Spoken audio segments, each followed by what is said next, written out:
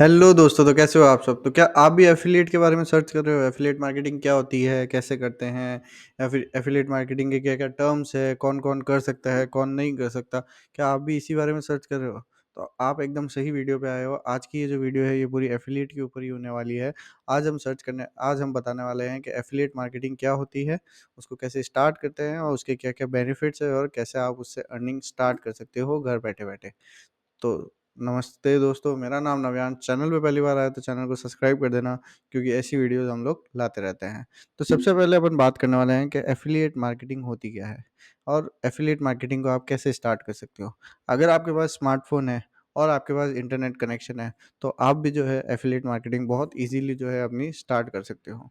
अब affiliate marketing होती क्या है? एफ़िलिएट मार्केटिंग क्या होती है कि आप घर बैठे-बैठे आपने कोई भी ब्रांड या फिर कोई भी प्रोडक्ट का जो है एक एफ़िलिएट लिंक बनाया या फिर आपने उस प्रोडक्ट को प्रमोट करा अपने सोशल मीडिया चैनल्स पे, या फिर आपके जो भी आपकी कम्युनिटी है, आपका जो ग्रुप है, उसके उसके अंदर आपने उसको शेयर करा एंड आपके दिए गए लिंक से किसी ने उस प्रोडक्ट को परचेज़ करा। देन आपको उस जो परचेज़ अमाउंट है, उसका कुछ परसेंट जो है वो आपको कमीशन के रूप में मिलेगा।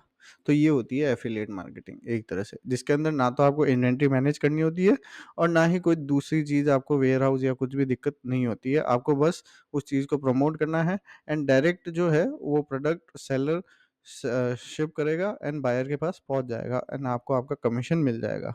तो आपका जो कमीशन है वो इसलिए आपको मिल रहा है क्योंकि आपने उसको प्रमोट करा है। आपने उसको लोगों तक पहुँचाने की कोशिश करी है, इसलिए जो है आपको जो है कमीशन मिलेगा। अब अपन बात करते हैं अमेज़न और फ्लिपकार्ट जो है, इनका 40% ट्रैफ़िक जो है वो एफ़िलिएट्स के थ्रू आता है। लोग इस पे वीडियोज़ बनाते हैं, सोशल मीडिया पे पोस्ट करते हैं। एपीआई इंटीग्रेशंस के थ्रू लोगों ने अपनी वेबसाइट के अंदर एपीआई इंटीग्रेशन कर रखा है, जिससे कि उस पे डायरेक्ट जो है वो अपने अमेज़न पे और फ्लिपकार्ट पे जो है यूज़र्स को भेजते हैं अपने एफ़िलिएट लिंक के थ्रू, जिससे कि लोग वहाँ जाके परचेज़ करते हैं। परचेज़ करने की भी एक विंडो होती है, 30 डेज़ या 40 डेज़ की एक विंडो होती है, जिस टाइम पीरियड के अंदर ही अगर वो परचेज़ करते हैं तो आपको कमीशन मिलता है, अदरवाइज़ जो है वो कमीशन आपको नहीं मिलता। तो इस तरह का भी काफ़ी सारा जो है इसके अंदर प्रोसेस होता है। कई बार जैसे आपने ऑर्डर, आपके थ्रू ऑर्डर तो आ गया बट ऑर्डर कैंसल हो गया, तो उसका कमीशन भी आपको नहीं मिलता है। तो ये कुछ टर्म्स है जो आपको जानने की बहुत ज़्यादा ज़रूरत है एफ़िलिएट मार्केटिंग स्टार्ट करने से पहले। अब अपन बात करते हैं अमेज़न और फ्लिपकार्ट पे आप एफ़िलिएट्स कैसे कर सकते हैं। तो दोनों के डिफरेंट-डिफरेंट जो है एफ़िलिएट्स के पोर्टल है, जहाँ पे जाके आप एफ़िलिएट साइन अप कर सकते हैं। देन वहाँ से आपको एक लिंक मिल जाता है, हर प्रोडक्ट का अलग लिंक मिलता है, जिसको आप अपनी वेबसाइट पे या फिर सोशल मीडिया पे और वहाँ पे जाके आप वो एफ़िलिएट का जो लिंक है वो वहाँ डाल दीजिए एंड देन जैसे ही कोई उस लिंक पे क्लिक करके परचेज़ करेगा, तो आपको जो है आपका कमीशन आपके बैंक अकाउंट में ट्रांसफ़र हो जाएगा और वहाँ पे आपका जो पोर्टल है, उस पे शो करना स्टार्ट हो जाएगा। तो ये जो है, ये पूरा प्रोसेस जो होता है, इसे एफ़िलिएट मार्केटिंग कहा जाता है। एफ़िलिएट का मतलब हो गया कि आपके थ्रू कोई एफ़िलिएट होके या फिर आपके थ्रू कोई उस पेज पे गया और आपके थ्रू उसने वो प्रोडक्ट परचेज़ करा, तो वो एक तरह से एफ़िलिएट हो गया है।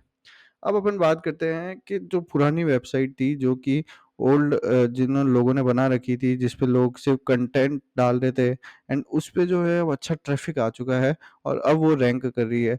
बट अब जब आप न्यू वेबसाइट बनाने जाओगे, तो अब उसको रैंक करने में जो है काफ़ी ज़्यादा टाइम लगेगा। तो उसका एक सॉल्यूशन है कि आप उस पे ज़्यादा अच्छा कंटेंट डालो, उसका एसईओ कराओ। देन एसईओ के साथ-साथ आप उस पे जो कंटेंट डाले हो, वो सिर्फ़ टेक्स्ट कंटेंट नहीं होना चाहिए, उसके ऊपर आप जो है फ़ोटोज़ भी डाल सकते हैं या फिर आप वीडियोज़ भी डाल सकते हैं। तो इस तरह का कंटेंट जो है आप उस पे डालोगे, साथ ही में टैग्स यूज़ करने हैं आपको, जिससे कि आपकी वेबसाइट जो है, और ऐसा नहीं है कि आपको कोई भी टैग यूज़ करना है, आपको रिलेवेंट टैग यूज़ करना है। साथ ही साथ में आपको अच्छे कीवर्ड्स यूज़ करने हैं, आपको देखना है कौन-सा कीवर्ड जो है वो रैंक कर रहा है। 2 टूल्स आते हैं गूगल के, जिससे कि आप चेक कर सकते हैं कौन-सा कीवर्ड रैंक कर रहा है। एक आता है आपके गूगल ट्रेंड होता है, एक दूसरा होता है गूगल कीवर्ड प्लानर। इन दोनों से जाके आप अपना जो कैटेगरी है उसका देख सकते हैं कि कौन-सी आपकी कैटेगरी के अंदर कौन-सा जो कीवर्ड है वो सबसे ज़्यादा रैंक कर रहा है। देन आप वो कीवर्ड को लेके आप टारगेटिंग सेट कर सकते हैं। ये एक बहुत अच्छा एक लंबा प्रोसेस है, जिसको आप फ़ॉलो करेंगे तो 6 मंथ से लेके 1 ईयर के अंदर आपकी भी वेबसाइट जो है वो रैंक करनी स्टार्ट कर देगी और आपकी भी वेबसाइट पे अच्छा ट्रैफ़िक आना स्टार्ट हो जाएगा। तो ये पूरा एक एसईओ का पार्ट है, ये जो है इस पे अपन अलग से बात भी करेंगे, डिस्कशन करेंगे, अलग वीडियो बनाएँगे। तो ये एक एसईओ का पार्ट हो जाता है पूरा का पूरा।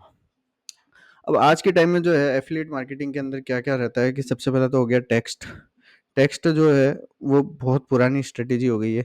आज के टाइम में टेक्स्ट पढ़ना कोई प्रेफ़र नहीं करता है। आप भी देखते हो जो आर्टिकल्स वाली वेबसाइट्स होती है उन पे आजकल ट्रैफ़िक कम होता है इन कंपेयर ऑफ जिन पे वीडियोज़ होते हैं या जिन पे इमेजेस होती है। क्योंकि लोग एक पढ़ने से ज़्यादा किसी चीज़ को देखने में ज़्यादा इंटरेस्टेड रहते हैं।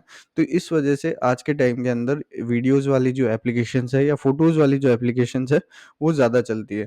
तो मैं यही प्रेफ़र करूँगा कि आज के टाइम में अगर आप वेबसाइट भी बना रहे हैं तो उसमें कंटेंट के साथ में आप वीडियोज़ भी प्रोवाइड करें। यूट्यूब के जो आपका यूट्यूब है, यूट्यूब के आपके वीडियोज़ जो है वो आप वहाँ पे उसके लिंक दे सकते हैं। तो आप से इससे 2 फ़ायदे हो जाएँगे।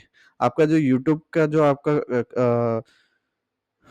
आपका जो यूट्यूब का जो ट्रैफ़िक आ रहा है उसको आप अपनी वेबसाइट पे लेके आ रहे हो और आपका जो वेबसाइट का ट्रैफ़िक आ रहा है उसको आप यूट्यूब पे लेके जा रहे हो। तो ये आपको एक तरह से डबल अर्निंग आप वहाँ पे कर सकते हो। अब 2 तरह की एफ़िलिएट मार्केटिंग होती है। कौन-कौन सी होती है? एक होती है इम्पल्सिव, एक होती है इंटेंशन बेस्ड। अब दोनों के अंदर डिफ़रेंस क्या है? इम्पल्सिव क्या होती है? जिसके अंदर कस्टमर आया उसको आपका प्रोडक्ट बहुत ज़्यादा अट्रैक्टिव लगा, उसको बहुत ज़्यादा अच्छा लगा और उसने हाथों-हाथ उसको परचेज़ कर लिया। ये हो जाता है आपका इम्पल्सिव। जिसके अंदर सिर्फ़ आपकी इमेज देख के मतलब जैसे मैं कोई टी-शर्ट परचेज़ करने गया, मेरे को उस टी-शर्ट की डिज़ाइन बहुत अच्छी लगी या फिर उसपे जो प्रिंट होया हुआ है, वो प्रिंट मेरे को बहुत अच्छा लगा और मैंने इमीडिएटली उसको परचेज़ कर लिया। ये होता है इम्पल्सिव सेल्स। अब इंटेंशन बेस्ड सेल्स क्या होती है, जैसे मोबाइल फ़ोन हो गया, लैपटॉप हो गया, ऐसी चीज़ जिसको परचेज़ करने से पहले आपने पूरी अपनी डिटेल निकाली है, आपने उसका पूरा इन्फॉर्मेशन निकाला है, उसमें कौन-सा सॉफ्टवेयर है, कौन-सा टेक्नोलॉजी है, कौन-सी कंपनी का है, पूरा आपने उसके बारे में पहले रिसर्च करा है, देन आप उसको परचेज़ करने जा रहे हो, तो वो हो जाता है इंटेंशन बेस्ड। अब दोनों के अलग-अलग जो है थोड़े मैट्रिक्स है, उसके बारे में अब अपन बात करते हैं। तो सबसे पहले है इम्पल्सिव बेस्ड सेल, तो इम्पल्सिव बेस्ड सेल के अंदर जो मेन मैट्रिक्स है, वो आपके रहता है कि गुड लुकिंग प्रोडक्ट होना चाहिए। गुड लुकिंग का मतलब हो गया, आप जैसे अगर टी-शर्ट सेल कर रहे हो, तो आपकी अगर डिज़ाइन, आपका प्रिंट अच्छा है, तो एक बारी के अंदर आपका कस्टमर उस पे क्लिक करके उसको परचेज़ कर लेगा। देन सेकंड, ट्रेंडी प्रोडक्ट होना चाहिए, मतलब जो अभी ट्रेंड में चल रहा है। ऐसा नहीं है कि अब गर्मियों के अंदर आप स्वेटशर्ट बेचोगे, तो वो कोई ट्रेंड नहीं है। ट्रेंड क्या है, अभी जैसे लॉन्ग टी-शर्ट्स हो गए या फिर जो बॉडी फिट टी-शर्ट्स हो गए, कॉलर वाले टी-शर्ट्स हो गए, ऐसे टी-शर्ट्स अभी ट्रेंडिंग में चल रहे हैं। तो आप उनको उनके ऊपर वर्क करें, उनको आप लेके आएँ। तो ऐसे ट्रेंडी चीज़ें आपको लेके आनी है। वायरल, जैसे कोई भी सेलिब्रिटीज़ ने कोई टी-शर्ट पहना है, तो उनकी जो डिज़ाइन है, उसको आप कॉपी करके और आप उसको यूज़ कर सकते हो। ऐसी वायरल चीज़ें आपको यूज़ करनी है। ये कुछ प्रोडक्ट आइडियाज़ है या फिर आप कह सकते हो कि आपको जो सेल करना है उसके आइडियाज़ है। ये थोड़ा-सा आपको आपका दिमाग लगाना पड़ेगा जब आप सेल करने उतर रहे हो या जब आप अपनी खुद की वेबसाइट बना रहे हो, तो ये चीज़ें आपको बहुत ज़्यादा ध्यान रखने की ज़रूरत है। देन आपको प्राइसेज़ जो है वो थोड़ी-सी कम रखनी है, जिससे कि प्राइस कम हुई, चीज़ अट्रैक्टिव हुई, ट्रेंडी प्रोडक्ट हुआ, विदाउट कुछ सोचे-समझे जो है आपका जो क्लाइंट है या आपका जो कस्टमर है, वो उसको विथिन अ सेकंड परचेज़ कर लेगा। अगर उसको प्राइस सही रहेगी, ट्रेंडी प्रोडक्ट मिला, डिज़ाइन पसंद आ गई, 3 मैट्रिक्स है, तीनों क्लियर करा, इमीडिएटली आपका प्रोडक्ट सेल हो जाएगा। तो ये चीज़ें हैं, ये आपको ध्यान रखनी है। अब उसका आपके स्टेप्स क्या रहते हैं, इम्पल्सिव के अंदर सबसे पहले आपको वेबसाइट तो बनवानी पड़ेगी। वेबसाइट नहीं तो आप अभी सोशल मीडिया पेजेज़ की हेल्प ले सकते हैं या फिर व्हाट्सएप के अंदर कैटलॉग बना के भी आप कर सकते हैं। ये भी आजकल व्हाट्सएप ने एक अच्छा ऑप्शन दे दिया है, जिसके अंदर आप अपना व्हाट्सएप के अंदर एक अच्छा-सा कैटलॉग रेडी करके और देन आप वहाँ पे भी सेल करना स्टार्ट कर सकते हैं। वहाँ पे आपको अपने प्रोडक्ट को लिस्ट करना पड़ेगा। देन व्हाट्सएप इंटीग्रेशन करना है, वो तो आपको कंपल्सरी है, क्योंकि आप उसके अंदर सारी चीज़ें नहीं रख सकते। आप जो है दूसरे कहीं से एफ़िलिएट्स से परचेज़ करके उनको देंगे, तो आपको व्हाट्सएप इंटीग्रेशन लगाना ही पड़ेगा। देन आपको क्या करना है, social media sharing. Social media sharing आज के टाइम में जो है बहुत इम्पोर्टेंट रोल प्ले कर रही है, कोई भी प्रोडक्ट को सेल करने के अंदर या कोई भी ब्रांड का नेम बनाने के अंदर। तो सोशल मीडिया शेयरिंग तो ज़रूरी है। आपको क्या करना है, आपको आपके प्रोडक्ट की एक रील बनानी है 15 टू 30 सेकंड्स की, एंड देन उसको आपको सोशल मीडिया पे पोस्ट करना है, यूट्यूब पे पोस्ट करना है। देन आपको उसके डिस्क्रिप्शन के अंदर आपके प्रोडक्ट का लिंक दे देना है या आपकी वेबसाइट का लिंक दे देना है, जिससे कि क्लाइंट जो है रीडायरेक्ट हो जाए आपकी वेबसाइट पे एंड देन वो आपसे परचेज़ करे। तो ये रहता है इम्पल्सिव के अंदर। अब अपन बात करते हैं इंटेंशन बेस्ड के अंदर।